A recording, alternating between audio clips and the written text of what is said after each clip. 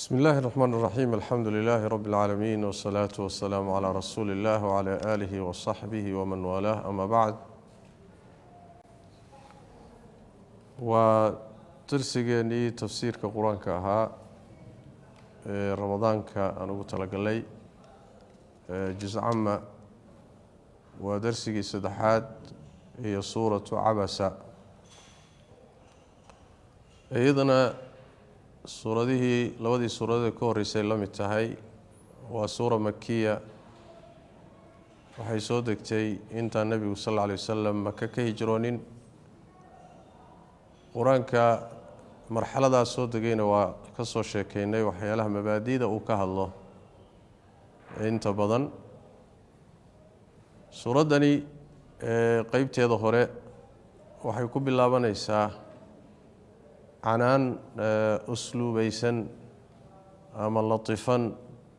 ونبي صلى الله عليه وسلم لو تشيدينيو ودعدو نبي صلى الله عليه وسلم يسقو سي يسيري كدبنا الله تبارك وتعالى سيدو نبي صلى الله عليه وسلم وتوسينيو أي كوب الله بنيسا كدبنا waxaa ku xigi doonto laga warramaya quraanka kariimka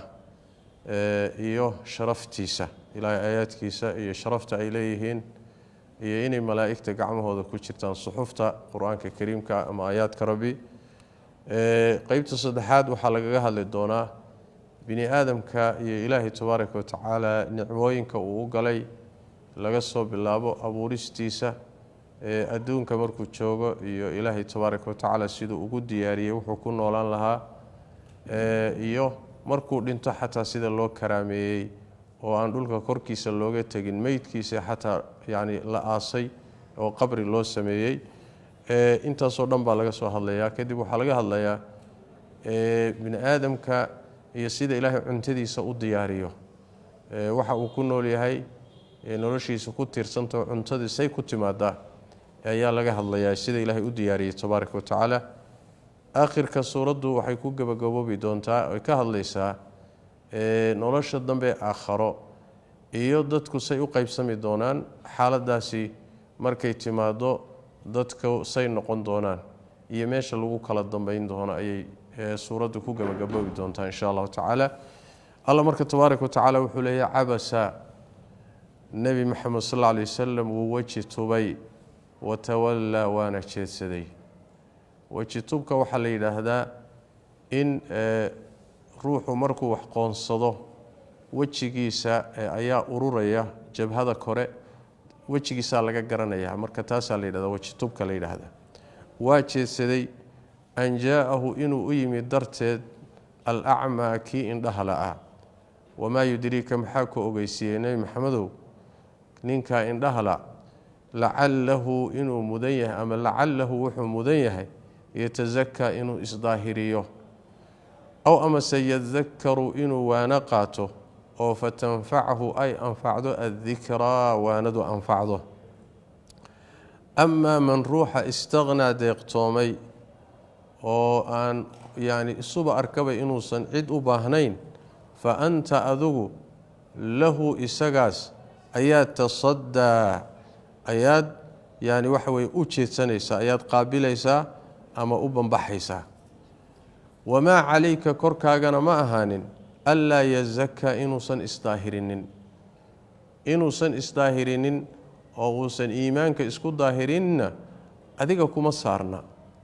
adiga mas'uuliyadaada ma aha korkaagana ma ahaanin wa amma man cida jaa'aka ku yimid Muhammadu yas'a asagoo degdegaya oo khayr doona wal xaal huwa isagu yakhsha uu baqayo isagoo baqdini wado khayr doon oo degdegaya haduu ku yimid fa anta adugu anhu xaqiisa ayaa talaha ka mashquulaysa yaani waxa weeyaan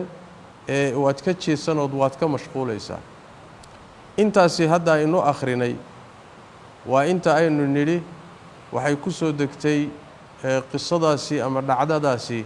nabigeenu la kulmay sallallahu alayhi wa alihi wasallam sida ay tilmaamayso ummul muuminiin Aisha radiyallahu ta'ala anhuma waxay leedahay suurada cabasa wa tawalla la yiraahdo waxay ku soo degtay ninka la yidhaahdo ibnu ummi maktuum ma cabdiraxmaan baa ma cabdullaahi baa waa la yidhaahdaa ibnu ummi maktuum alacmaa ee indhaha la'aa bay ku soo degtay bay jir see bay ahayd qisadaasi rasuulka ayuu u yimid ninkaasi nin saxaabi ah oo ka mid ahaa raggii aadaami jiray weliba salaada subax aadaankeedu adimi jiray nin markii dambena yani saxaabada waaweyn ka mid ah buu ahaa qiimo badan ku fadhiyey ninkaasaa nebiga u yimid sal alla alay wasalam markaasaa wuxuu uhi yaa rasuul allah arshidnii rasuulka ilaahay i hanuuni rasuulka ilaahay wax ii sheeg waxi bar buu leeyahay rasuulka markaa waxaa la jooga sal alla alay wasalam nin ka mida odayaashii qureysheed raggii uun bulshadu qadarin jirtay qureysheedoo gaal ah ayaa markaa nebiga la jooga sal alla alay wasalam oo rasuulku wax u sheegayaa rajana ka qabo inuu bal soo hanuuniyo wax ka yeelo nebigu sal alla alay wasalam indhoolkiibaa ku qayliyey oo yidhi yaa rasuul allah arshidnii u dhawaaqay dheh rasuulka ilaahay irshaadi rasuulka ilaahay hanuuni wax ii caddee wax ii sheeg buu leeyahy rasuulkuna ninkanuu ku mashquulsan yahay markuu intaa yidhi ayuu rasuulku markaa ka jeesaday indhoolkii ninkii kaluu ku jeesadoo qaabilay ee hadalku u socday rajadana uu ka qabay markaasi inuu soo jiido oo bal u xaqa qaato markaasuu nebigu wuxuu ku leeyahay ninkii isaga ahay odayga ahay gaalka ahaa ataraa maa aquulu ba'san hadalka aan ku leeyahay niyo waxaan kuu sheegayo ma wax dhibaa ku jira asaguna uu leeyahay maya intaad ii sheegtay hadday arrintu tahay wax dhiba ma laha markaasaa aayadahani soo degeen marka nebigu sal alla alay wasalam ijtihaadkiisa iyo dadaalkiisu meel buu ku jeedaa wuxuu rabaa ninkan indhoolka ah ee muslimka ah ee arrinkiisa inuu u dambeeyo laakiin bal ninkan gaalkaee odaygay rajada uu ka qabo haddii uu soo islaamana uu isleeyahay dad badan buu sabab u noqon karaa in iyaguna soo islaamaan nebigu saasuu istusayey sal alla alay wasalam markaasuu isaga isku mashquuliyey kii indhoolka ahaayee dhawaaqayana nebigu waa ka jeesaday sal alla alay wasalam arrintaasaa marka nebiga sal alla alay wasalam waxoogaa canaan asluubaysan oo latifan ayuu marka rabbi u jeedinayaa tabaaraka watacaala rasuulkiisa muxameda sala allahu calayhi waalihi wasalam qur-aanka marka way ku timaadaa nebigu sal alla alay wasalam mawaaqifta qaarkood inuu arrini la qumanaato markaana waxyi cad oo hagaya uusan jirinoo masaladaa khaaska ku saabsan uu ijtihaadayaa marka nebigu sibaa la qumanaanayso isleeyahy sidanaa fiican sidii uu marka ku tilaabsanayaa nebigu sal alla alay wasalam haddii markaasi waxoogaa sidaa uu nebigu damcay waxoogaa laga fiican yahay marka waxyi baa markaa imaanaya oo nebiga toosinaya sal alla alay wasalam oo saxaya tani marka kuwaasay ka mid tahay qur-aanka meelo kale ku timid waxaa ka mid a nebigu sal alla alay wasalam munaafiqiintii yacni waxa weeye ayaa u yimid dagaalkii marka loo socday tabuuk xaaladuna adkayd waxay idan bay weydiisteenoo fasax bay weydiisanoo fasax bay dhaheen asagoo nebigu sal alla alay wasalam arrinta yacni markiiba fasax buu iska siiyey idan buu siiyey cafa allahu canka lima adinta lahum xataa yatabayana baa layidhi alla waaba ku cafiyee maxaad ugu kaadin weyday ood u idantay baa layidhi waxaa ka mid a maalan haniimada dagaalkii beder waa kuwii nebiga sal alla alay wasalam waa kii dagaalkii beder ku adkaaday oo quraysh kaga adkaaday waa in kii maxaabiis fara badan ka soo qabsaday markuu ka soo qabsaday maxaabiistii see la yeelaa ayaa laga wada hadlay marka isaga iyo asxaabtiisii raggii la taliyaashiisa aha nebiga sal alla alay wasalam marka ninna wuxuu soo jeediyey hala laayo ninna wuxuu soo jeediyey aynu madax furasho ka qaadanno nebiga sal alla alay wasalam madax furashadii buu waafaqay madax furashaa laga qaatay markaana haniimada iyo xoolaha gaalada laga furto inay bannaantahay inaysan bannaanayn wax daliila ma yaalla markaa oo la raaco laakiin way ku ijtihaadeen waa ka marka fii suurati tawba aakhirkeeda ilaahay fii suurati alanfaal aakhirkeeda waa ka rabbi tabaaraka watacaala marka kaga hadlay oo arrintaasi nebiga sal alla alay wasalam markaasi iyadana canaantu ku timid way macnaha maa kaana lilnabiyi waaladiina aamanuu maa kaana linabiyin an yakuuna lahu asra xataa yudqina fi lardi sidaas wey marka usluubkaasi qur-aanka meelo dhowruu ku yimid haddana maca daalika marka nebigiisa uu canaananayo alla tabaaraka watacaala canaan u jeedinayo ama la toosinayaba usluubka loola hadlayo waa usluub aad u latifan waay usluub aad u usluubaysan oo qurux badan ayaa loola hadlaya taasay marka qisadaasi ayay ka hadlaysaa allah tabaaraka watacaala marka wuxuu leeyahay oo murtida hadalku uu yahay ninkan indhoolkee khayrdoonka ah ayay ahayd inaad mudnaanta siiso kan deeqtoomay ee gaalka ah ee la kari la'yahay inuusan istaahirin oo iimaan qaadanin adiga kumaba saarnaba in calayka illa inaad gaadhsiiso unbay adiga ahayd haddaad gaadhsiisay intaa ka badan inaad isku dhabarjabisa maba ahaynba kan khayr doonka ee ku doonahaya ee wanaagga soo doontay kanay ahayd inaad mudnaanta siiso hadalku saasuu u dhacaya cabasa marka waa weji tubay nebigu sal lla alay slam markuu indhoolkii u yimid isagoo sidaa u mashquulsan ayuu xoogaa wejigu yacni kahashadii baa wejigiisa laga dareemay waa weji tubay nebigu sal alla alay wasalam watawallaa waana jeesadayoo indhoolkiibuu ka jeesaday an jaa'ahu inuu u yimid darteed buu u jeesaday ama u weji tubay an jaa'ahu inuu u yimid daraaddeed alacmaa kii indhaha la'ah culimmadu waxay yidhaahdaan maxaa magaciisa loo sheegayo kii indhaha la'aa loo yidhi waxay leeyihiin waxaa meeshaa ku jirta isaga laftiisa cudurdaarkiisaa la muujinayaayo haddee inuu nebigoo mashquulsan isaga laftiisu u dhawaaqaayey soo khalad ma aha marka waxaa la leeyahy wuuba indhala'aaye in lala joogo nebiga iyo inuu cid la hadlayo iyo indhool buu ahaa marka kelimada alacmaa in la cabiro sifadiisii laga cabiraayey isagaa loo cudurdaaraya macnaha kii indhahalaa inuu u yimi daraaddeed ayuu nebigu u wajitubo u jeesaday wamaa yudriika baabanka le hadalkii baa toos nebiga loogu jeediyey wamaa yudriika maxaa ku ogeysiiyey nebi maxamedow ninkan indhoolkaa xaalkiisa maxaa ku ogeysiiyey lacalahu inuu wuxuu mudan yahay yatasakaa way inuu isdaahiriyo oo sharaa'icda iyo cilmiga iyo waxaad u sheegayso inuu qaato isku daahiriyuu mudan yahay ayb aw amase yadakaru inuu waano qaato ayuu mudan yahay oo fatanfachu markaa ay anfacdo addikra waanadu ay anfacdo wacdiga iyo waanada inuu wax ku qaato mudan yahay marka waa nin doonaya inuu isdaahiriyo oo diyaar ah wacdiga iyo waanada iyo waxaad barayseed u sheegaysana intifaacsanaya marka kan waay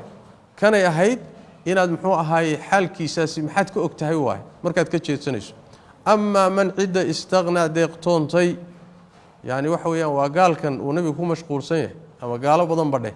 odayaashan uu ku mashquulsan yahay ee waxbaba rabinba inay waxay isu arkaanba inay waxaan oo dhan ka deeqtoomaan inaysan u baahnayn bay u arkaan sidaas daraaddeed mid deeqtoomay oon kuuba baahnayn inuu ilaahay u baahan yahayna aan suba arkinba diintaada inuu baahan yahay aan isu arkinba inuu gaadhayba macnaa isku fillaanba gaadhayba mid isu arka amaa man istaqnaa fa anta adugu lahu isaga ayaa tasaddaa ayaad u banbaxaysaa ama ayaad qaabilaysaa kaasaad ku jeedsanaysaa oo qaabilaysaa wamaa calayka korkaaga ma ahaanin ba'sun waay wax baasa korkaaga ma ahaanin wax dhiba kaa soo gaadhi maayo anlaa yazakaa inuusan isdaahirinin hadduusan isdaahirinin oo iimaanka qaadanin oo gaalnimadiisa iyo wasakhda ku dhinto adiga waxba kaa soo gaadhi maayo adiga nebi maxamed sal alla alay wasalam wax kaa soo gaadhaya haba yaraatee ma jirto sababtu maxay tahay in calayka ila albalaaq waay korkaaga inaad gaadhsiisood u sheegto unbaa mas-uuliyaddeedu ku saaran tahay waay waad u sheegtay inaad kaga gaabsatay ahayd ha isku sii dhibin marka ha isku sii taxallujin ha isku dhabarjabin wa amaa man cidda jaa'aka kuu yimid waa indhoolkii yascaa asaga oo degdegaya yani waxa fii dalab alkhayr waay khayrka raadintiisu u degdegaya wanaagdoon waay arrintaasu u degdegaya walxaal huwa isagu yakhshaa uu baqayo baqdin ilaahay baa ku jirta isagoo baqaya yuu haddana degdegaya oo wanaagdoon yahay kaa isaga ah fa anta adugu canhu xaggiisa ayaad ka mashquulaysaa yani waxa weeyaan talahaadu bimacnaa tatalahaa waa yani waad ka shuqloomaysaayo kaasaad macnaha waxa weye u jeedsanaysaa ku mashquulaysaa kanna waad ka mashquulaysaa waad ka jeedsanaysaa tatashaaqal waay waad iska mashquulinaysaa waay arrintaasi marka intaasi waa inta hore oo waxay ku saabsan tahay qisada indhoolka waxayna tilmaamaysaa mar walba dadka khayrka u diyaarsan ee wanaagga doonaya ee iimaanka doonaya ee diinta raba ayaa mudnaanta leh iyagaa mudnaanta la siinaya amaa dad aan uba diyaarsanayoo sii jeeda sax digniinta waa la gaadhsiin laakiin hadday isqabato kanaa mudnaanta leh kan diyaarka ah ee khayrka doonaya ee soo diyaargaroobay ee wanaagga u ordaya kaasaa wakhti la siin kaasaa mudnaanta la siin asagaa mudan in la siiyo waay sidaas way darsiga laga qaadanayo qisada iyada كلا إنها تذكرة كلا كتشوغي أرنتا جوجي إنها إيضو تذكرة إنها ضميرك وحو نقوم بين سورة دني أما عضدة أما واندة السورة أو العظة إنها سورة دني أما إنها واندني تذكرة ووان يعني وحوي سورة دني ووان ويي وانينيسا dadko dhan bay waaninaysaa waanin waay waa wax sheeg faman ruuxi shaa doona dakarahu wuu xusaa cidii doontaayay way xusi dakarahu yani suurada ama quraankii oo siyaaqa laga fahmayo ayaa loo celinayaa iyo ilaahay aayaadkiisa tabaaraka wa tacaala dakarahu quraankii waa xusaya waa akhrinaya waa ku dadaalaya waa kuwaana qadanaya waa baranaya waa ku dhaqmaya dakarahu quraankii cidii rabtaa qaadan طبعا rabitaankiisa kaliya kuma xidhne cidii rabtaa allana la rabo wama tashaa'una illa an yasha Allah laakiin marka hore khayrka inuu adoonku qaato uu galo oo intifaacsado waa inay ka timaado dadaal xaqiisa waa inuu diyaar garoobo waa inuu asagu diyaar u yahay waa inuu istaahilo allana tabaaraka wa tacaala markaasi adoon diyaar ah oo istaahila Allah tabaaraka wa tacaala waa u kaalmeynaya waa siinaya muraadkiisa way macna faman shaa dhakarahu fi suhufin mukarrama suuradani ama quraanka oo dhanba leh ayaa marka laga warrami yani wax weeyaan ama suuradan leh ama quraanka oo laga fahmay siyaaqa laga fahmay fi suhufin bu ahaaday waraaqa dhaxdood mukarramatin oo la maamuusay oo la karaameeyay ilaahay agtiisa lagu karaameeyay marfuucatin oo la kor yeelay oo laga kor yeelay qadarkeeda la sare yeelay mutahharatin oo la daahiriyay laga daahiriyay wasakhna laga daahiriyay sidoo kale tana siyaada iyo nusqaana laga daahiriyay biaydi safaratin malaa'ig gacmahooda ayay dhexdooda ahaatay biaydi safarada waxa la yiraahdaa waa malaa'igta safiirada ah malaa'igta irgada ah ee ilaahay soo diro ee adoomada iyo alla u dhaxaysa ayaa la yiraahdaa safara saas macna yani waa yani safiiro ama safarada waxa laga wadaa bimaana kataba malaa'ig wax qorta oo qoraayaal ah ayay gacmahooda ku jiraan quraanku suxuftan gacmahooda ku jiraan biaydi safaratin malaa'ig wax qorta ama malaa'ig safiiro ilaahay soo dirsaday ayay gacmahooda ku jiraan suxuftaasi kiraamin malaa'igtaasoo wanaagsan oo yani wax weeyaan suusuubano ilaahay agtiisa tabaaraka wa tacaala la karaameeyo sharaf leh bararatin oo baariyaal ah yani wax weeyaan atqiya ah oo ilaahay amarkiisa aan khilaafin la yacsuuna allaha ma amara amar ilaahay ma jabiyaan waa baariyaal way macna malaa'ig noocaas ayay gacmahooda ku jiraan macnaha waxa laga hadlayaa halkan quraanka iyo aayaadka ilaahay sharaftooda laga hadlayaa sida ilaahay u sharfay tabaaraka wa tacaala quraankan iyo suxuftu ku qoran yahay wuxuu rabbi tilmaamay tabaaraka wa tacaala inuu ku qoynay inay yihiin kuwa la karaameeyay suxuf iyo waraaqo sharaf iyo qiimo leh ilaahay agtiisa lagu karaameeyay oo la maamuusay ayay ku yaala quraanku ku yaala la kor yeelayo qadarkeed iyo sharafkeedu sareeyo la daahiriyay oo wax lama siyaadiyo sidii ilaahay u soo dajiyay waxba laguma siyaadiyo waxna lagama dhibo siyaado iyo nusqaan baa laga daahiriyay waxa kale oo laga daahiriyay waxa la wixii wasakh oo dhan iyo wixii qashin oo dhan waa laga daahiriyay suxuftaasi quraanku ku qoran yahay malaa'ig baa haysa malaa'igtaasi Allah wuxuu ku sifeeyay horta waxbay qoraan way qoraalka yaqaanaan waxa kale oo culimada qaar kood leeyihiin ma aha waa safar bimaana waa safiiro oo muxuu ahay waa malaa'igta ilaahay waxyiga ka soo qaada ama ilaahay awaamirtiisa soo qaada adoomada soo gaarsiisa fulisa hawl baa loo soo xilsaaray marka malaa'ig noocaasoo safiira ah oo la soo dirsado ergooyina ayay gacantooda ku jiraa malaa'igtii baa la siiyay hadana waa malaa'ig sharaf leh oo karaamo leh ilaahay karaameeyay tabaaraka wa tacaala abuurkooduna waa karaamaysan oo nuur bay ka samaysan malaa'igtu ka abuuran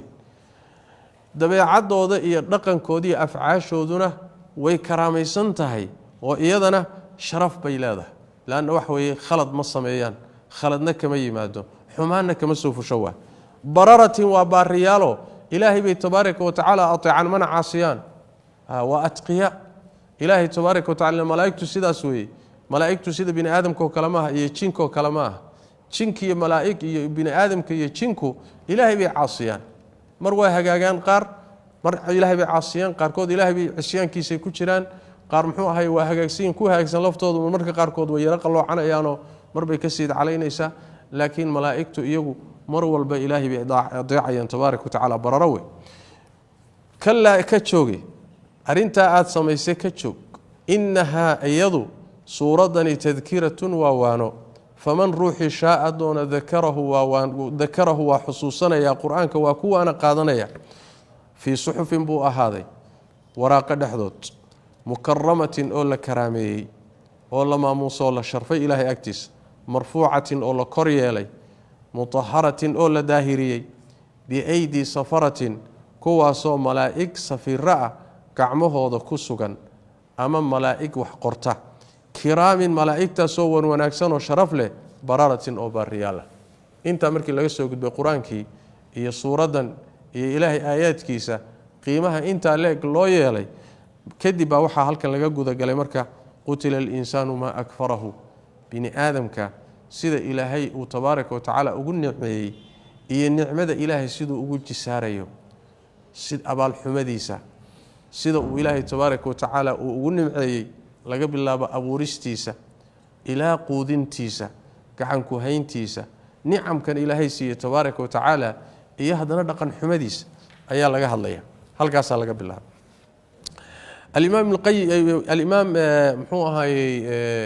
ابن كثير وحليه هي ملائكة صحفة القرآن كحنبارسن ما دام أي براريهن كرامة الشرف له روح القرآن كحنبارسن نوحة للدنيا إنه صاصو كلا نقض باري هدنا تقيه قرآن ككو عمل فلا لكن النبي صلى الله عليه وسلم روح القرآن كيقان ماهر كأ سفي عن قرآن كأو يقانا malaa'igta bararada ee kiraamte wanaagsan buu la jiran koodaya ruuxa quraanka yaani akhrinaya laakiin ku kufaya yaani wax weeyaan yaani ku rafaadsanna laba ajir buu leeyahay nabi sallallahu alayhi wasallam marka quraanka hadii ilaahay ku baray waa inaad dhaqankiisi iyo wanaagiisi laga helo qutila wala la'naday al-insanu insaanki wala la'naday insaankan laga hadlayo waa insaanka inkirsan isa soo saarida isa soo saaridii iyo in la soo saari doono la abaal marin doono la xisaabtami doono yuu inkirsan yahay wixii ba marka wax weeyaan adilla loo sameeynaya qutila wala la'naday al-insanu insaanki ma shay ajabadan ayaa akfarahu gaalnimo badnaysiiyay shay la yaab leh ayaa kaafir ka dhigay macna maadaasi taajubna wala dhigi kara istifhaamina wala dhigi kara ama ma maxayba akfarahu gaal ka dhigay قال كيال من أي شيء حقيسة أيو خلقه الله كأبوري شيء كيسيبا خلقه الله وإساق كأبوري بل شيء قال لك أبوري إيو كسو كذا أسل كيسة أوفير سوا ولقد شوابو حليل من نطفة عن طوف منيئة حق هذا أيو خلقه الله كأبوري خلقه من نطفة فقدره مركاسو الله قدري وكان قوي حلقة وضع قدره وشرح دونه ثم مركا كدب مركو قدري ولا اسكوها قاتشي ولا تشانقوي السبيل تشيدكي أيو يسره أفضدي ثم مركا كدبنا أماته ودلي وقيري دي سيبا كتمت فأقبره قبر أيو أيالي لولك كوركي سلقا متقيني حدنا والا كرامي هدور لنتيو لولك هستي سالقو أسطري ثم مركا كدب إذا قرت شاء أودونا الله أنشره وصوصاري مركو دوننا ووقت جيسي لقارنا ماشي لقو آسيا لقليبا ديب لوغا سوعلينيا وديب الله صونولينيا كلا هكاتشوغي كلا هكاتشوغو حمان تهجوشيو أما كلا أرنكو سامعه سيد ابن جرير أوليه ليس الأمر كما يقول الكافر من أداء حق الله أرنكو معها sida uu gaalku sheeganayo oo xaqi ilaahay inuu gutay arrinku ma ah kalla sama ama kalla ka joogi lamma yaqdi muusan gudanin insaankii ma shaygi amarahu alla uu amray isagoo la abuuray oo wanaagaas oo loo sameeyay haddana amarkii ilaahay muusan gudanin waajibaadkii faraa'idii la saaray iyo xaqi ilaahay muusan gudanin falyanzur al-insanu mimma khuliq falyanzur al-insanu ila ta'amihi inta marka waxa laga hadlay bini aadamkan madaxa adag ee ilaahiisa isku taagaya ee khaaliqi abuurtay inkiraya ee xaqi ilaahay soo dejiyay la dagaalamaya ee wixii loo sheegay iyo waxyigii rasuushii loo soo diray cagta ku dhufanaya ku gacan saydaya ibni aadamkan bal sidiisaba habaarka qaba bal meeshuu ka soo jeediyo wuxuu yahay soo isweydiin ma mudna haddii la fiiriyo dib loo fiirsado meeshuu ka soo jeedo iyo waxa uu ku dhaqmayaay isma laha waa yani nicmadiid iyo gaalnimo iyo kufri iyo madaxadayg iyo juxuud waa maxaa keenaya waa bal maxaa laga abuuray ha u fiirsado min ayi shay khalaqahu muxuu ilaahay ka abuuray haddii dib loo fiiriyo dhibic mani ah ayuu ilaahay ka abuuray yani wax weeyaan manida ragga ka timaada marka kadibna ukunta hooyada la falgalaysa halkaasuu ka abuurmaya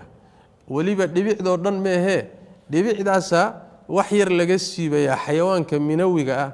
ee bini aadamka yani waxa weeye abuurkiisa sababta u ah aabaha ka imaanaya kadibna la falgalaya ukunta hooyo la falgalaya taasaa laga abuuray shayga laga abuuray marka waa shay liita min maa'in mahiin waa biyo liita oo muxuu ahaayey jilicsan oo aan qiimo lahayn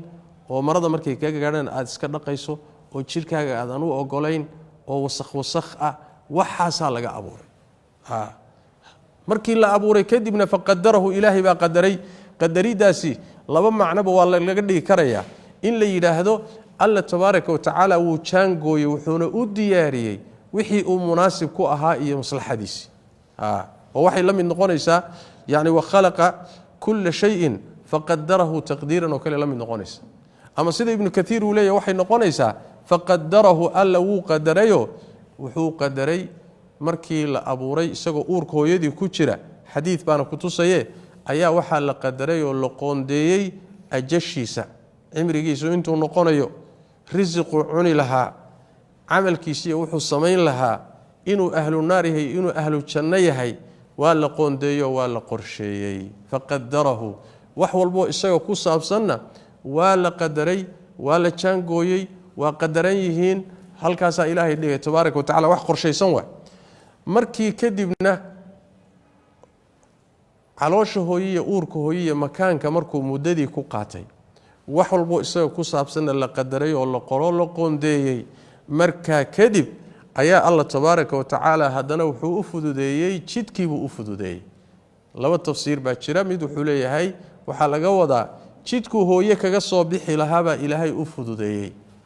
ficilana macnahaasi waa macna sax maxaa yeelay ilmuhu markuu uurka hooye ka soo baxayo meesha uu soo marayo waa meel xiriiri ah ilmo 3 kiilo ah 4 kiilo ah 2 kiilo badh ah ayaa meesha xiriiriga soo maraya haddaan ilaahay fududayninna ma soo mari karo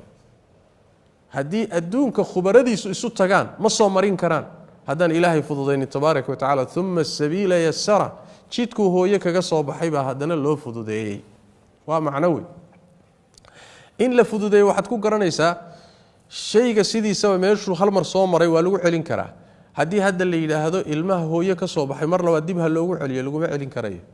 marka taysiir rabbi baa ku jira jidkii baa la fududeeyay macna waa macnahaas waay macnaha labaadi wax weeye in la yiraahdo summa sabiila yassarahu jidku mari lahaa ayaa loo fududeeyay oo khayrkii iyo sharkii labadii jid midku qaadi lahaa ayaa loo cadeeyo loo fududeeyay macnahana waa mido waxay noqonaysaa marka inna hadaynaahu sabiila ila macnata jidkii baan u cadaynay labada jid ama kan qaad ama kan qaad طيب ثم marka kadibna amaatahu alla dilay maxaa laga wadaa markuu dhimanayo waqtigiisu dhamaado amar xagga ilaahay kan yid buu ku dhimanaya nafina waqtigeeda ka hormari mayso طيب harku hadhintay markuu dhintay haddana lama tuurin oo banaanka laguma tuurine Allah tabaaraka wa tacaala qabri buu u yeelay waa karaameyn kale waay yani bini aadamka kiisa gaalka iyo kiisa muslimka toona dhulka korkiisa lagaga tagi maayo markuu dhinto hatta gaalada haddii iyagu is-aasi waayeen oo gaalkan wax aasan la waayo oo gaaladiisii iyo qaraabadiisii ah waxa aasay muslimiintu inay aasaan waa in yani dhulka la geliyo qabri buu ilaahay u sameeyay waa karaameyn kale waay markii uu muddo ku jiro maqnaado qabriga ku jiro waqtigii loogu talagalayna la gaadhana thumma idha shaa ansharahu markuu doono alla dib u soo celino uu soo nooleyn su'aashu marka waxay tahay war Allah halka ka soo bilaabay ee sida uu abuuray ee inta soo mariyay inuu mar laba dib u soo celiyo maxay ku tahay wax culus ba sidaas way macna ibn aadamka inta loo sameeyay kalla lamma yaqdi muusan gudanin ma amarahu wuxuu ilaahay amray waxay ahayd inta hadii loo sameeyay abaalku wuxuu ahaa inuu abaal gudo abaalku waxa weeye inuu rabbigi ateeco inuu aqoonsado waa la abuuray halkaas la soo mariyay inta soo marxala la soo mariyay gacanta la igu hayay ilaahay baa ii fududeeyay ilaahaysa inuu aqoonsado laakiin kadibna uu amarka ilaahay sharcigiisa fuliyo maya waa ka madax taagay kalla lama yaqdi ma amarahu amarka ilaahay ma uusan gudanin halka culimada qaar waxay leeyihiin hadii insaanka oo dhan laga dhigo gaalka kaliya aan laga dhigin waxay noqonaysaa muslimka laftiisa amarkii ilaahay siiyo dhan ma wada fulinin bini aadam baa leeyahay mar walba galab iyo wax ka khaldama la waay maayo inta kadib Allah tabaaraka wa tacaala mar kale waxa la yiri bal hafiiriyo bini aadamkani cuntadiisu say ku timaado falyandur hafiiriyo al insanu insanki ila ta'amihi cuntadiisi quudkiisa bal hafiiriyo see ku yimaada annagu hafiiriyo sababna inaan soo shubnay inaan shubnay almaa bihi sabban shubid bihi inaan samada ka soo shubnay bal hafiiriyo haw fiirsado way thumma markan bihi soo shubnay kadibna shaqaqna waan jeexnay al-ardh dhulkii baan jeexnay shaqan jeexid bihi dhulkay galeen abuurkii dhulka ku jiray iyo wixii dhulka hoostiisa ku jiray bay gaadheen kadibna wixii dhulka ku jiray baa soo baxay caradii baa kala dildilaacday si ay u soo baxaan doogan iyo dalagan uga soo baxo dhulkii baa la baneeyo la dildilaaciyay wayla wax weeye waxaan soo baxayay dhulka ma jeexi karo isagu geed yar oo jilicsan oo curdun ah oo markaasi muxuu ahaaye dhulka hoostiisa ka soo baxayay caradaad adagtay inuu isagu kala jeexo madaxa la soo baxo suurtagal ma ah laana waxa ma awoodi karaba laakiin jeex rabbi baa ku jira thumma shaqaqna al-ardh shaqan dhulkii baan dildilaacinoon jeexjeexnay si ay uga soo baxaan yani dalagii iyo doogii iyo geedii wixii ka soo bixi lahaa fa anbatna markaasan soo saarnay fiiha dhulka dhexdiisa waxaan ka soo saarnay habban waa badarka waa raashinka cuntada asaasiga la cuno waa bariiska iyo muxuu ahaay qamantida iyo masagada iyo yaryareyda iyo badarka waa habbantu wa cinaban baan ku soo saarnay iyo cinab waa canabka waa wa qadban iyo yani nabaadka isaga oo qoyan oo curdanka ah la cuno waxa loo badan yahay inuu yahay xooluhu waxay cunaan waxa la yiraahdaa geed waxay ku fasiraan leeyahay alfisfisa oo xooluhu cunaan waa yani geed curdan ah oo jilicsan oo nabaad ah oo dhulka ka soo baxa waana la beeraa hadda looda la daajiya xooluhuna waa daaqaan loodu markay daaqdana aad bay u darartaa yani wax weeye birsimna waa la yiraahdaa albirsim alhijazi iyo uu kala baxa marka geed noocaas waay marka xoolaha daaqa waa daaqa xoolaha waa raay kale wuxuu leeyahay mufassiriinta qaarkood ma wax kasta oo isagoo qoyan la cuno ama bini aadamku ha cuno ama xooluhu ha cunaan baa la yiraahdaa yani wax way qadbiga la yiraahdo oo markaasi kabajki waxay qoyaanka lagu cunay ayaa soo galay wa zaytunan zaytun baan ku soo saarnay zaytunku waa yani idaamkii waay zaytunku ma aha kan zaytunka anaga noo qanaano kan anaga aan zaytunka jawaafa la yiraahdaa zaytunku waa kan saliida laga miiro oo inta badan Shaam ka baxo iyo Spain iyo dhulka ka baxa yani wax Andalus ka baxa kaas la yiraahdaa marka isaga waxa meesha loo keenay idaamna wuu noqdaayo waa saliid heedo raashinka lagu idaantaa waliba barakaysan dhanka kalena waa lagu subkadaa طيب ونخلا بان ku soo saarnay ونخلنا waan soo saarnay dhulka dhexdiisii nakhlan biyihii soo dagay waxaan ku soo saarnay geeda timira waxadaa'iqa iyo aseendooyin beero waaweyn gulban oo kulansan yani wax weeye waaweyn ama yani wax weeye laamahoodu ay isgaleen gulbiga waxa la yidhaahdaa yani ninka tunka weyn ruuxa tunka weyn ee yani garbaha inta u dhaxaysa aad u weyn baa la yiraahdaa gulbiga la yiraahdaa asalkeeda waxaana laga wadaa geeduhu markay aad u waaweyn yihiin jiridoodu weyn tahay adag yihiin ayagu haddana kulmaan oo isdhex galaan ayaa la yiraahdaa waxadaa'iqa gulban wa aseendooyin geedahoodu waaweyn yihiin oo waliba ay kor u baxeen way haddana isdhex galeen wa faakihatan baan soo saarnay faakihadii waa waxyaalaha midhaha lagu faakahaysto qudaarta yani wax way cuntada asaasiga ma ah laakiin waa lagu faakihaystaa saas way macna wa abban baan ku soo saarnay daaq abigana isagana daaq baa loo badan yahay inuu yahay xooluhu ay cunaan intaasaan iyadana ku soo saarnay abigaasi xadii waxa sugan athar Umar ibn Khattab radiyallahu ta'ala anhu ardaa inuu suurada akhriyay markuu soo gaaray halka ayaa wuxuu yiri qad arafna al-faakihata famal abu faakihada garanay abigani muxuu ahaa buu yiri waa Umar baa isweydiinay markaas wuxuu yiri la'amruka ibn al-Khattab in hada lahu takalluf isagii hadana isu jawaab wuxuu yiri adiga hadaabad garatayba inuu yahay nabaad ilaahay soo saaray inta ba hadaad ka fahamtay wixii inta ka dambeeyay noocu yahay inaad si tafaasiil si raadiso aba takalluf buu waxa ku diray adiga maqsuudka fahantay way macna maqsuudku waxa weeye waxyaalaha ilaahay soo saaro adoomadiisa ku galadaysanayo inay kamid tahay fahantay inta kadib inaad si aad takalluf weeyaan buu saas way macna adiga abigaasi inuu daaq yahay sidaas ay ku fasiraan culimada qaar kood intaas waxaan u sameeynay buu alla yiri mataacan raaxayn lakum idinka la idin raaxaynayo iyo wali an'aamikum xoolihiina idinka la idin raaxayn qaar idinka cunaya qaarna xoolihiina daqataan baa cunaya idinkay raaxa idin tahay marka oo la idinku nimcayn idinku barwaaqaynay tanna waxay marka la daliil u tahay Allah tabaaraka wa ta'ala intuu biyaha kor ka keenay dhulka daaqa ka soo saaray dalag ee dhulkii oo meeyda nooleeyay waxay u fududahay oo aan ku adkayn inuu idinkana marka dhimataan kadib dhulka idinka soo nooleeyo idin soo saaro tayib inta markii laga baxay kadib baa waxa la guda galay qiyaamada iyo dadku say noqon doonaan iyo sida loo qaybsami doono in laga hadlo fayda goorti jaad ay timaado as-saakhatu ti yani wax way qayladeedu wax dhaga tiraysa saakhada wax la yiraahdo midii wax maqashiinaysayna waa la yiraahdaa midii qayladeedu ay darnayde dadka dhaga tiraysayna waa la yiraahdaa waa afuufista buunka la afuufayo ama qiyaamadana waa la yiraahdaa labada waa lagu fasiraa markay timaado yawma maalin ay timaado yafiru cararayo almar'u ruuhu min akhihi walaalki buu ka carari wa ummi hooyadii buu ka carari wa abihi iyo aabihi wa saahibati iyo xaaskiisa wa banihi iyo wiilashiisa likulli imri'in ruux kasta waxa u sugnaaday oo minhum iyaga kamida yawma idin maalinka sha'nun arrin baa u sugnaaday oo yuqnihi ku filan kaga filan wax kale oo dhan tayib maalinka markay timaado wala kala cararaya lababa waa loo kala cararaya ruuxul batiisa haysata tu kalena kan shabo uma hayo waa mid labaade dadkii eheladiisa aha wuxuu uga cararayaa ama wax ku qabsadaan laana maalinkaasi ruux walba ruuxu wax ka dhacsan kara ama wax ka daadsan kara waa ku tacalluqaya saas daradeed kii aad taqaanay iyo ehelkaagii iyo kulli waxaad ka cararay ama wax ku qabsadaan dhanka kale weeye waxaad uga cararaysaa taadaaba ku saaqatayba taada ka siid calisto taada ku haysata sidaas way macna sida loo dhigay waxa la hormariyay walaalkii waxa lagu xijiyay hooyadii waxa lagu xijiyay aabihii waxa lagu xijiyay xaaskii waxa lagu xijiyay caruurtii waxay leeyihiin culimadu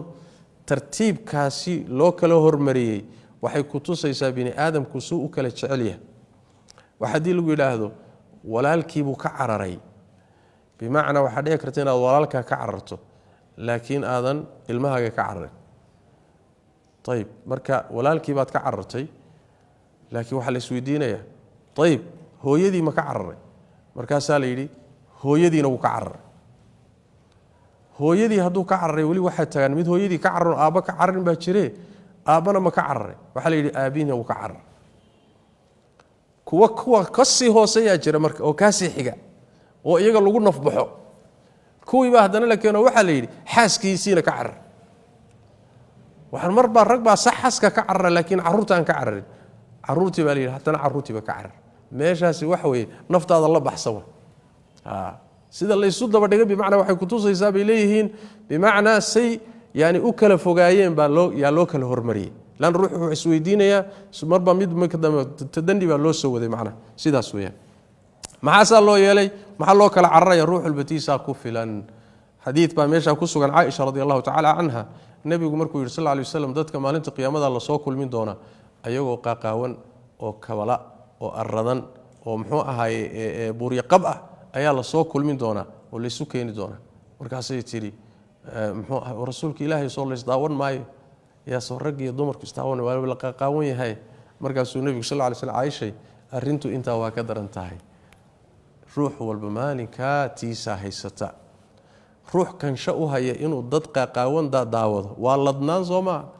markaad ladan tahay baad wax fiirfiirisaa wax daawataa laakiin markii adiga lagu soo dhigto rabbi sallim salme orod baad geliya carar ishaadu waxba uma qabanaysa marka isdaawasha maalinka ma joogta way macna likulli imri'in ruux kasta waxaa u sugnaaday oo minhum iyaga ka mid a yowmaydin maalinka sha'nun sha'ni arrin baa u sugnaaday yuqnihi oo ku filan oo kaga filan ama ka deeqaya wixii kaloo dhan kaga filan labaa loo kala baxayaa markaa waa meeshii ugu dambeysay la tegay wujuuhun wajiyaal marka yowmaidin maalinka musfiratun waa mid iftiimaysa wa daaxikatun oo qoslaysa mustabshiratun oo bishaaraysanaysa waa wejiyadii dadkii wanaagsanaa muminiintii saalixiinta ahaa wejiyadoodu maalinkaasi way iftiimayaan inay iftiimaanna waxaa keenaya qalbigoodii ayaa faraxsan faraxa qalbigooda ku jira ayaa wejiga ka muuqanaya wejigii baa iftiimaya way qoslaysaa daaxikatun waxa horteeda yaaliya barwaaqada ilaahay siiyey naxariista iyo jannadan iyo waxanay ku qoslaysaa mustabshiratun way bishaaraysanaysaa oo yani bishaarada qalbiga ku jirta ayaa wejigana ka muuqata wawujuuhun wajiyaalla yowmaydin waa gaaladii iyo munaafiqiintii intii la halmaasha wawujuuhun wajiyaalla yowmaydin maalinka calayha korkeeda waxaa ahaatay khabaratun siigo iyo bus iyo siigaa qarisay tarhaquhaa waxaa daboolaysa qataratun mugdi iyo madow waa foolxumo meeshii ugu dambeysay bay yidhahdaan wejiga intay caro iyo bus kaa fuusho haddana in mugdi iyo madow la sii saaro labadaasaa la isugu daraya yeeyihiin ulaa'ika kuwaasi hum iyagu alkafaratu waa kuwii gaaloobay gaaladii waay alfajaratu ee faajiriinta ah alkafaratu waxay leeyihiin waa quluubtoodaa kufriday alfajaraduna waxa weye acmaashooda ayaa fujuur ahayd qalbigooduna gaalay ka ahayn qalbiga xubnahana macaasi iyo dunuub iyo xumaan bay la yimaadeen marka alkafaratu quluubuhum waay alfajaratu fii acmaalihim sidaasaa marka lagu gebagabeeyey labadaa mid unbaa la noqon doonaa natiijada aakharana sidaas weeye bini aadamkan ilaahay tabaaraka watacaala abuurayna ee ka abaaldhacaya ee ilaahay tabaaraka watacaala bedelkii inuu ku shigriyo nicamkiisa ku aqoonsado loo baahnaa la keri la-yahayna asagana halkaasaa u dambayn doonta hada billahi towfiiq wsala allahuma wslm wbaaraka calaa nabiyina moxamed wcala alihi wasaxbi waslem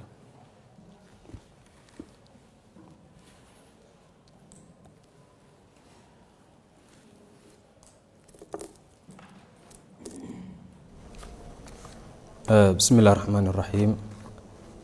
شيخ إلهي سبحانه وتعالى أجر أن نسوكو بكر إلهي سبحانه وتعالى كسيو شيخ waxaa jira dhowr su'aalo oo dadka ku xiran page-ka masjidka sigiska ay ku soo qoreen su'aasha koobaad waxay leedahay waxa iga wareersan dabcan waa gabar waxay leedahay waxa iga wareersan caadadii oo labadii ama saddexdii maalinba way iga timaadaa dhiig furana ma aha oo waa caadadii waan aqaanaa sheekhow sidaan u soomaa bismi llahi raxmaan raxiim haddii aada hubto inay caadadii tahay intay caadadaasi jirto mana soomi kartid mana salaadi kartid ninkaaguna kuma bannaana caadadu sax way wareertaa inay wareertana inta badan waxaa keena waxyaalaha ay isticmaalaan dumarku oo u badan waxyaalahan ama dhalmada lagu kala fogeeyo ama dhalmada lagu gooyo waxyaalahaasa inta badan keena inay caadadu wareerto almuhim haddaad hubto inay tahay caadadii oo wareersan oo ku haysa intay ku hayso mana soomi kartid mana salaadi kartid ninkaaguna kuma bannaana sidii adoo caado qabo oo kalaata wallahu aclam jazaaka allahu khayran saa'ilkan kale wuxuu leeyahay sheekh anoo sooman madaxa ma iska toobi karaa masalada toobinka waa masalo khilaaf ku jiro fuqahada dhexdooda soonka ma jabiyaa mise ma jabiyo waxaa la mida dhiig badan in jidhka laga saaro xadiid baa nebigu sal alla alay wasalam sugan uu leeyahay nebigu wuxuu soo maray laba ninoo istoobaya kadibna wuxuu yidhi aftara alxaajimu waalmaxjuum kan toobaya iyo kala toobayaba waa afuray soonkii waa ka jabay xadiidkaasi fuqaha badan baa ku tegey oo inuu toobinku soonka jabinayo xadiid kalaa jira oo anas warinayo oo uu leeyahay arrintaas oo inuu toobinku soonka jabinaya ah waxaa ka dambeysay nebigoo sal alla alay wasalam ruqseeyey oo ogolaaday dadka sooman inay istoobi karaan xadiid kalaa jira bukhaariga ku yaallo nebigu uu leeyahay nebigu sal alla alay wasalam saxaabigu uu leeyahay nebigu wuu istoobay isagoo sooman warka marka lasoo ururiyo wuxuu noqonayaa mas'alada toobinka iyo dhiig in la iska saaro inay soonka jabisaa waa laga dambeeyey oo waxaa ka dambeeyey in la ruqseeyey oo la idmay sidaas daraaddeed soonka ma jabinayo toobinka iyo dhiig jidhka ka baxay toona sidaasaa ila xoog badan waase masale khilaafiya wallahu aclam jazaaka allahu khayran sheekh saa'ilkan kale wuxuu leeyahay waxaan ka boogoobay afka oo nabara iga soo baxay dhakhtarkiibaa wuxuu ii soo qoray dawada lagu luqluqdo marka anoo sooman ma isticmaali karaa dawada haddii ay tahay uun luqluqasho kadibna aad iska tufayso dhib ma laha waxaad ku dadaalayay inaysan hoos u gudbin oodan liqin leanno afka waxyaalaha soonka jabiya hadduu afka galo oo ka soo noqdo soonka ma jabinayo waa luqluqashada biyaha oo kale markaan weysaysanayna waa luqluqanaynaa biyuhu weysada way jabiyaan maalan cunto intaad dhadhamisay aad tijaabisay oo kale aad iska tuftay shay maalan afkaaga galood soo tuftay soonka ma jabinayo marka hadday tahay mujarad luqluqasho kadibna aad soo tuftay hoosna aan u gudbin oodan liqin soonkaagu waxa ma noqonay waad samayn kartaa wallahu aclam jazaaka allahu khayran saa'ilkan kale wuxuu leeyahay waa gabar baa soo qorta waxay leedahay aabbahay in badan ma soomin mana salaadin wax cudurdaar ahna ma lahan marka sheekhow ma ii sheegi kartaa qaab aan ugu gudbin kara soonka iyo salaada maxaa yeelay kurbo ayuu igu hayaa hal waaniyo ha loo naseexeeyo hidaayada ilaahay baa haya ruuxaan salaad tukanaynin oo aan soomaynin muslim ma aha salaada keliya tegitaankeeda nebigu ku tilmaamay inay gaalnimo tahay soonkiina haddana hadduu ku daray uusan soomaynin ruuxaasi muslim ma aha laakiin waxaa waajiba in loo naseexeeyo oo la waaniyo oo si alla sidii wax loogu sheegi karo wax loogu sheego lagu dadaalo ilaahay baa hidaayada iyo hanuunka haya laakiin waxaa dhici karta in ilaahay soo hanuuniyo hidaayada ilaah baa haya yacni hadal dabacsan oo aan adkayn oo muxuu ahay sasab ku jiro oo xikmadaysan mar walba waxa loogu gudbiyo maxaa yeele ilaahay tabaaraka watacaala fircoon oon ogeyn inuu ilaahnimo sheegtay ana rabbukum alaclaa yidhi ayaa ilaahay tabaaraka watacaala markuu muuse iyo haaruun dirayay calayhima wacalaa nabiyina asalaatu wasalaam markuu u diray wuxuu ku yidhi faquulaa lahu qawlan layinan lacalahu yatadakaru faquulaa lahu qawlan layinan yacni hadal dabacsan ku dhaha inuu waana qaataa dhici karta ilaahay waa ogyahay inuusan waana qaadanayn fircoon oo gaalnimo ku dhiman doono laakiin rajogelin baa meeshaa ku jirta ruuxa sidiisa marka lagama quusto si kastoo uu dembi badan yahay si kastoo u khariban yahay ruuxa inta uu nool yahay waa suurtagal in ilaahay hanuuniyo marka ku dadaala un insha allahu tacaala nacam sheekh ilaahay ha ku barakeeyo saa'ilkan kale wuxuu leeyahay sheekhana af carabiga ma garanayo ilaahayna inaan u dan sheegtaan rabaa af soomaali ilaahay ma ugu dan sheegan karaa anoo sujuudsan ma ku ducaysan karaa masaladaasi marar badan bay soo noqnoqotay af aan carabi ahayn salaada dhexeeda ma lagu ducaysan karaa horaan waxaa ila xog badnayd inaysan runtii waxaan luqa carabi ahayn salaada gudaheeda aan lagu ducaysan karin gadaal dambe baxti dheeraadan sameeyey masalada khilaaf baa ku jira saddex ra'yi baa la isugu khilaafsan yahay qole waxay leeyihiin sideedaba ma dhici karto in luqad aan carabi ahayn salaada dhexeeda duco ama si kaleeta ay usoo gasho ra'yina wuxuu leeyahay maya xataa hadduu carabiga yaqaano wuu ku ducaysan karaa luqooyinka kale ra'yina wuxuu leeyahay maya haddii uusan ruuxu uusan garanaynin carabigii uu xaajadiisa ilaahay ugu bandhigan lahaa salaada dhexdeedana khaasatan markuu sujuudsan yahay wa aqrabu maa yakuunu alcabdu ilaa rabbihi yacni waqtiga rabbigii ugu dhow yahay way ducadana ugu dhowdahay in la aqbalo faqaminun an yustajaab waa xilligay ugu dhow yahay in ilaahay ka aqbalo marka halkaasuu rabaa inuu baahidiisa iyo duruuftiisa ilaahay u sheegto oo baryo luqadii carabiga ahayd ee ku saaciidayn lahaydna ma garanayo waxay leeyihiin xaaladaas iyada oo kale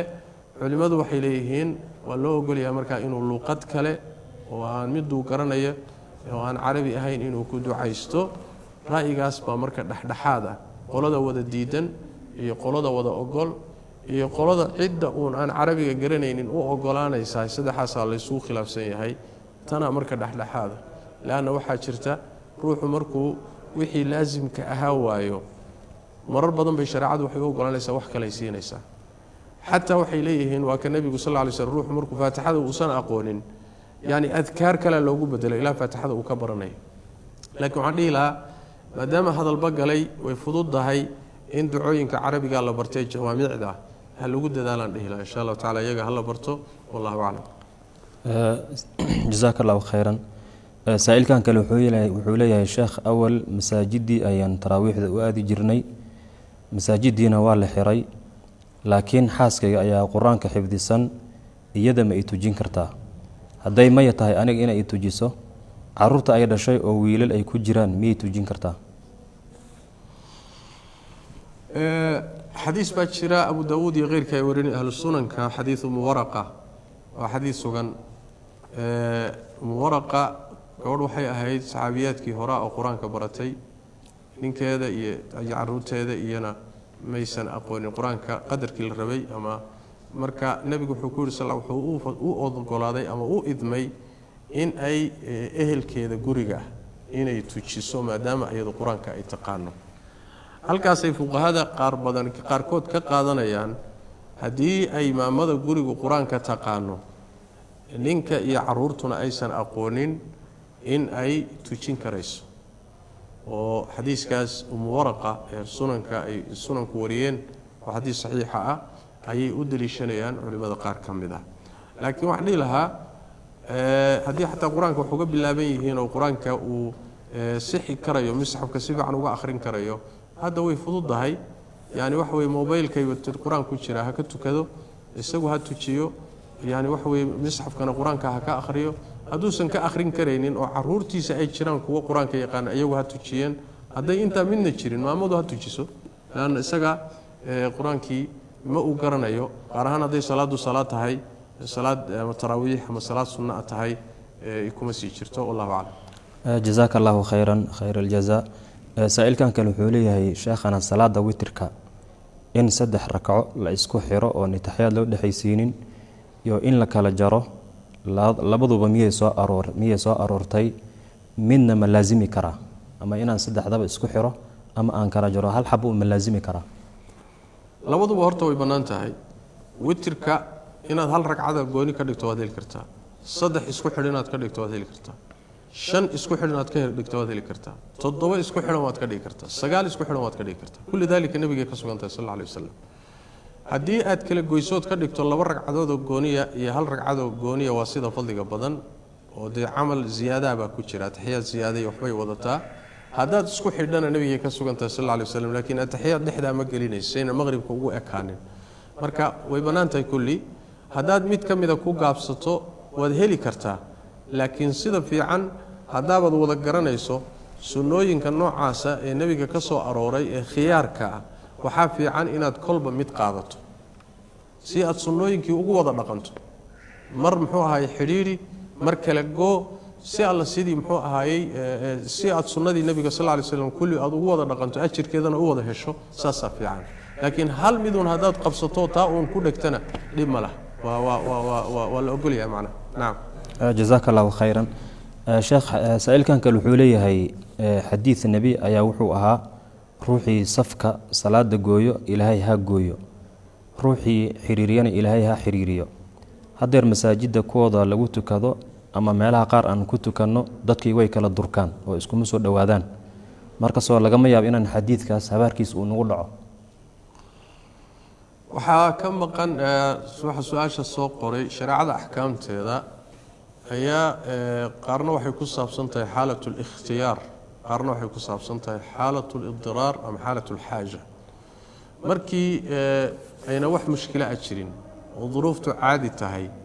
safafka in laysku dhajiyo waa laazim waa waajib maxaa yeelay nebigu sal lla ly slam xadiis fara badan baa kaga soo aroortay in dadku isku dhagaan isku dhowaadaan waa amri jiray muxuu ahaay haddii safafku iskhilkhilaafaanna qulubtu iskhilaaftaa ka dhalan habaar baa ku yimid marka waa in safafka la isku dhoweeyo markay duruuftu caadi tahay hadday timaado duruuf keenaysa in dadku kala fogaadaan jiray kala qaadayaan xanuun baa laga baqay muxuu ahaay khatar kalaa imaanaysa cabsi kalaa timid markaasi waa xaal istinaa'iya waay xaaladda noocaas oo kaleeta marka shareecadu rukhas bay bixinaysaa waxay keenaysaa way raadinaysaa qaab salaaddii jamaacadana lagu xifdiyo dadkii u wada tukadaan mafsadadan iyo dhibkan laga baqayana lagu baajiyaa la raadinayaa markaasoo kaleeta way imaan kartaa ijtihaadaadkan ah in la yidhaahdo ha la wada tukado wixii laga baqayeyna si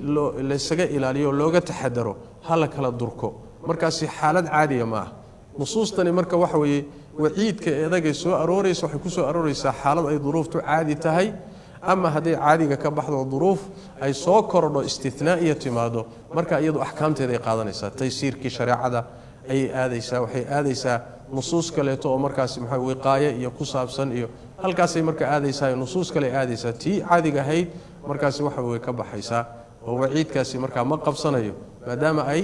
yani nusuus kale ay markaasi ku camal falayaan nusuustii taxadarka nusuuskii cabsida nusuustii maala xaajada iyo daruurada xaggaa la aadaya markaa wallahu aclam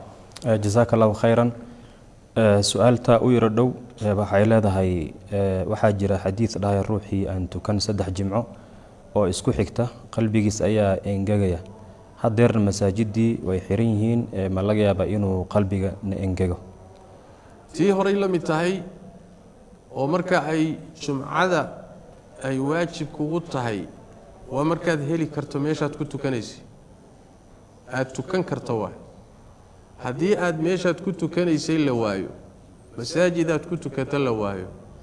shuruudaheedii la buuxin waayo markaa kadib jumca kuguma waajibaysee duhur baa kugu waajibaya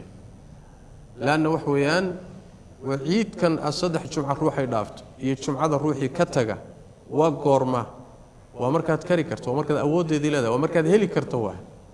haddii aad heli weydo ama aad weydo ama ay suroobi weydo marka laa yukallifu llaahu nafsan ilaa wuscahaa fattaquu llaha ma statactum waay idaa amartukum biamrin faatuu minhu ma statactum waay karaan bay ku xidhan tahay iyo awood bay takaaliifta shareecadu ku xidhan tahay haddii awooddeedii aad weydo ama duruufteedii ay saamixi weydo ama duruuftu kuu saamixi weydo marka mukallaf kuma tihid laguma haysto markaa waxaad qaadanaysaa tii ay shareecadu kuugu bedeshay baad markaa ku bedelanaysaa oo ah inaad duhurkii tukato haddaad heli karto meelaad ku tukato jumcadii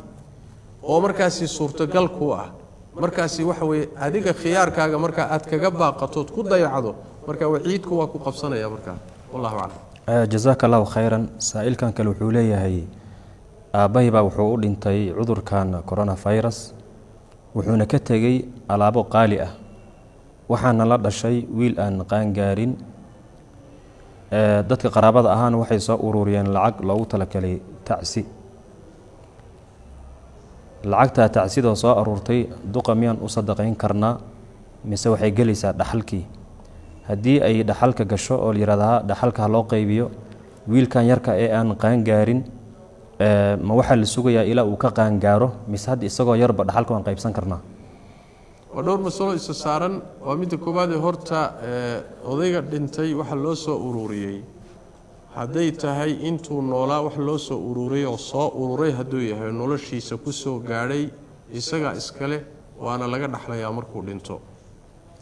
hadday yihiin wax la soo ururiyey geeridiisa kadib meyd wax ma mulkiyo dadkii soo ururiyey niyaday ugu talagaleen baa markaa lagu bixinayaa hadday dadkii uu ka tegay ugu talagaleen iyagaa iska leh hadday dadkaa qaar ka mida u soo ururiyeen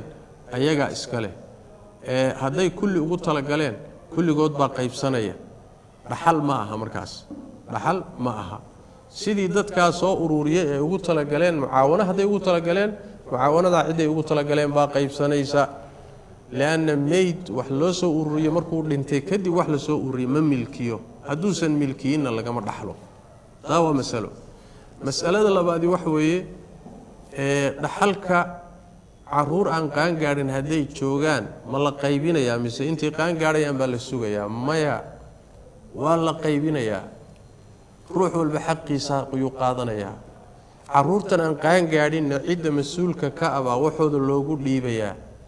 bal iska dhaaf caruur aan qaan gaadhin oo bannaanka joogta iska badaaye ilmaha uurka ku jira lala sugi maayo qaybinta dhaxalka qaab waxaa jira loo qaybiyo oo ilmaha uurka ku jira in la garan maayo ma wiilbaa ma gabadhbaa ma nabad buu ku imaan ma meeshuu ku dhiman lama oga laakiin qaab baa jira cilmiga faraa'idka zaka loo qaybiyo dhaxalka loo qaybiyo oo wixii isaga loogu talagalay ee ku soo hagaagayay ayaa meel la dhigaya kadibna waa la sugaya inta kale dadkii iska lahaa la dhihi maayo kan uurka ha dhashay ma qaybsanaysaan kan haqaan gaadhay waad sugaysaan la dhihi maayo fawran markuu meydku dhintaba dadkii xuquuqdan iska lahaa waa loo qaybinaya inay qaybsadaan oo ku kala baxaan hadday iyagu sugayaanoo ay isugu sii jirayso waa khiyaar way heli karaan laakiin ciddii tidhaahda waxayga hallaysiiyo anugu ma sugaye la dhihi maayo hebel haqaan gaadho la dhihina maayo uur baa jira ha dhasho qaabkii shareecadaa taqaana qaabkay u qaybin lahayd waa la qaybinaya markaaba wallahu aclam jazaaka allahu khayran saa-ilkan kale wuxuu leeyahay sheekh waxaa jira masjid laga dhisiyey magaalada muqdisho odayaashii guddiga ahaa way dadaaleen laakiin weli waxbaa ka dhiman dhismihii masjidka odayaashii guddiga ahaa waxay istuseen inay u kaashadaan culimo kale oo la ururisa lacagta markay lacagta lasoo ururiyana baasinta laga siiyo culimmadii lacagta soo ururisay arintaana waxaa laga isticmaalaa inta badan tiifiyada soomaalida in culimada wax soo ururiyey lacagta masaajidka soo ururiyey baasinta laga siiyo diinta maxay ka qabtaa haddii ay tahay dad ujara oo la dirsaday laba arrimood bay kala tahay inuu ruuxu marka hore culimonimo iyo weji samafal iyo khayrdoon baan ahay iyo ilaahay dartii baan u shaqaynayaa inuu ku howlgalo kadibna markii wixii soo yimaadaan uu wax sheegto iyo inuu marka horeba nin shaqaysanaya yahay oo uu yidhaahdo aniga shaqadan waan galayaa aan gale waxaan u baahnahay oo shaqadan ku galayaa waqti baan bixinayaa juhdi baan bixinayaa waxaan yani waxaas iyo waxaasa ama wax joogta ama wax basantii waxa halaysiiyo labadaasay kala tahay hadduu ruuxu marka horeba ujuuro lagu dirsado ama mushaar la siinayo ama muxuu ahaayey wax la isku ogyahay lagu heshiyo saa uu ku howlgalo haddii wuxuu ku howlgalay buu leeyahay laakiin waxaa laga maarmaana dadka wax laga soo ururinayo wax laga soo qaadayo waa inay fahansan yihiin ama ay og yihiin xoolaha laga ururinayo qaar ka mida inay u bixi doonaan kharash noocaas u bixi doonaan waxaan aniga kolley xaraj badan aan ka dareemayaa in dadkana loo muujiyo in wadaadku uu muxsin yahay oo ilaahay dartii u shaqaynayo maamulkan masaajidkuna sidoo kale muxsin oo ilaahay dartii u shaqaynayo dadka wax bixinayana aynan ogeyn oo laga yaabo hadday ogaan lahayn inay wax qaadanayaan inaysan wax bixiyeenba dhici karayso meeshaasi waxoogaa waxay igula jirta shubha igula jirta saas daraaddeed in la caddeeyaa fiican ciddii la dirayo ciddii wax soo ururinaysa ciddii shaqo gelaysa inay caddahay ujuuraday qaadanayso oo ay wax cad iyo heshiis cad uu ku howlgalo ididkiisa wuxuu helo waa nin marka adduunkiisa u shaqaysanaya waa nin adduunkiisa u shaqaysanaya shaar qaadanaya basanti qaadanaya wax raadiisa juhdigaa bixinaya wey sidaana wax ku qaadanaya wey wax laysku ogyahay buu ku howlgalaya laakiin marar badan waxaa dhacda in wixii inta yani la dado layska howlgalo hadhowna ay dhici karayso xoolihii dadweynaha laga soo ururiyey masjid iyagu ay u bixiyeen inteeda badanba inay kharash u kacdo oo wadaadkii wax ururinayay telefishinkii wax ka ururinayay muxuu ahay qolihii kaalmaynayay kulli wixii in la qaybsado kadibna meeshii wax loo ururinaya wax ku hagaagaya inuu yaraado hadda suurada noocaas oo kale waayahan dambe weliba aada u soo badatay waxaa aniga taqriiban qanaacadayda inay khaldan tahay baa ii muuqata wallahu aclam jazaaka allahu khayran labada su-aalood oo ugu dambeysa su-aasheeda koowaad saa-ilkan wuxuu leeyahay sheekh anoo salaada ku jira ayaa hadal iga soo fakaday soomaali ah si kadis ah anoon is ogeyn marka salaadii ma iga jabaysaa wixii aan ku talagal ahayn salaada ma jabinayo waquumuu lilaahi qaanitiin aayaddaa markay soo degtayba aamuska la faray saxaabada ridwaanullaahi calayh haddii ruuxa jahli u geeyo ama kelimadu ka soo boodo ama halmaan isagoo ishalmaansan ka soo baxdo salaadiisu jabi mayso waxaa daliil u ah xadiidkii mucaawiya ibn xayda mucaawiya nin saxaabada ka mid u ahaa nebiga iyo saxaabadiisu la tukanayey kadibna wuu hindhisay nin baa hindhisay ninkii markuu hindhisay buu alxamdulilah yidhi markaasuu wuxuu ku yidhi yarxamuka allah salaaduu ku jira markuu u duceeyey ayay dadkii fiirfiiriyeen markuu arkay dadkii soo fiirfiirinahayay salaad ku jiray markaasuu wuxuu yidhi hooyadiin idin weyday maxaad iga fiirinaysaan maxaa iga fiirfiirinaysaan buu ku yidhi wuuba sii hadlay marka markuu salaadii nebigu ka baxay sal alla alay wasalam ayuu u yeedhay markaasuu wuxuu ku yidhi salaada looma ogola hadal muxuu ahaayey si fiican buu nebigu u tacliimiyey sal alla alay wasalam oo markuu leeyahay weligay ma aanan arkin macallin ka fiican nebi maxamed sal alla alay wasalam marka nebigu waa toosiyey salaaddii soo celi muusan dhihin salaadda dhexeedu ku hadlay leanna wax wey waxaa u geeyey aqoon darra u geysay marka haddii ama hadalkaasoo fakado ama aqoon darra kuu geyso ama halmaan kuu geeyo salaadu jabi mayso insha allahu tacala wallahu aclam su-aasha ugu dambeysa barnaamijkeena galabta waxay leedahay sheekh gows ayaa xanuunaya waxay leedahay aabbahay oo dhintay xoolihii uu ka tegey ayaan masaajid ugu dhisnay intaan dhaxal ahaan loo qaybinin ee arrintaa ma saxba xoolaha hadduu meydku ka tago isaga wax looguma dhisi karo loomana sadaqayn karayo allaahuma hadduu dardaarmay oo uu 3 meelood meel buu xaq u leeyahay inuu dardaarme haddii uu dardaarmay wixii uu dardaarmay dardaarankii waa laga fulinayaa oo 3 meelood meel hantidiisa ah wixii ka siyaasan maya hadduusan dardaarmin iyo wixii 3 meelood meel ka siyaasanba dhaxal weeye maadaama ay dhaxal tahay oo markuu naftu saa uga baxdaba milkiyada isaga waa ka wareegaysaa dadkii dhaxalkiisa lahaabaa milkinaya xoolahan oo isku leh iyagay marka la jirtaa iyagu wixii milkigii ku soo wareegay ee dhaxal u qaateen hadday markaa u sadaqaynayaan way heli karaan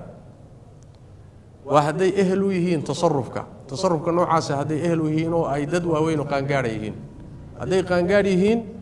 way u sadaqayn karaan way u bixin karaan xoolahoo dhan bay u sadaqayn karaan hadday uu ku jiro caruuraan qaangaadh ahayn hadday ku jirto lama bixin kara iyaga waxooda lamana sadaqayn karayo aabbana looma sadaqayn karo hooyana looma sadaqayn karo dhimatay caruurta yaryarkeen qaangaadhin waxooda ayaga iskale markay qaangaadhaan ayagu ama ha sadaqeeyeen ama iyagu ha isticmaalaan laakiin dadka qaangaadhka ah wixii dhaxal ku soo hagaagay way u sadaqayn karaan dadkii xoolahaasi asalaan ka soo jeedeen ama cid kaleba way u sadaqayn karaan wixii iyaga ku soo hagaagay dhaxalkooda ah wallahu aclam